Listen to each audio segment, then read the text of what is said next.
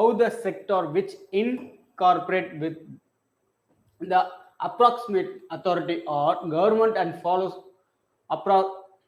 appropriate rules and regulations is called as பதிவு செய்யப்பட்டது public sector, organise sector, unorganise sector, private sector. தமிழ்ல என்னன்னா பதிவு செய்யப்பட்டதும் அரசு விதிகளை ஒழுங்குமுறை பின்பற்றுவதும் ஊழியர் சங்கங்களையும் கொண்டுள்ள துறை எவ்வாறு அழைக்கப்படுகிறது? பொதுத்துறையா, ஒழுங்கமைக்கப்பட்ட துறைகளா, ஒழுங்கமைக்கப்படாத துறைகளா, தனியார் துறைகளா? எந்த துறை?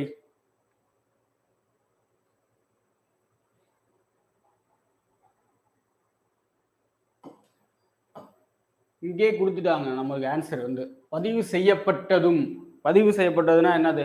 ஒழுங்குமுறை பண்ண கொடுத்ததுதான். ஓகேவா? பதிவு அரசாங்க விதிகளை ஒழுங்குமுறைகளையும் பின்பற்றுவதும். இது எல்லாமே யார் பின்பற்றுவா? பப்ளிக், தனியார் துறை?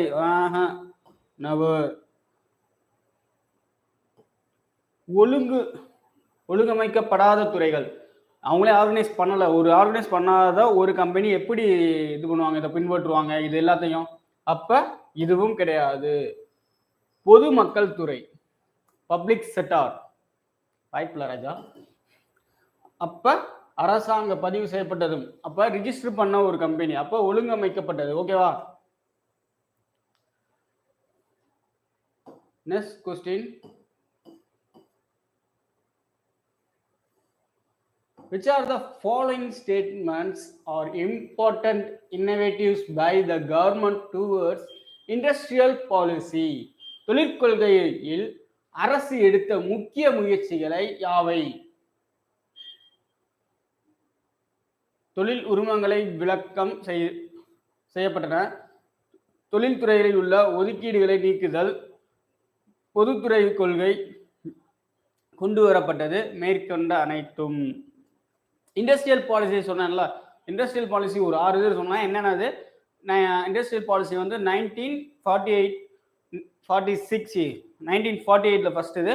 அதுக்கடுத்து 1956, 1977, 1982, 1991. ஓகே, இது எல்லாமே அந்த பாலிசியில வரக்கூடியது. அப்ப இது எல்லாமே சேர்ந்ததுதான். மேற்கொண்ட அனைத்தும், ஆல் தி எபோவ்.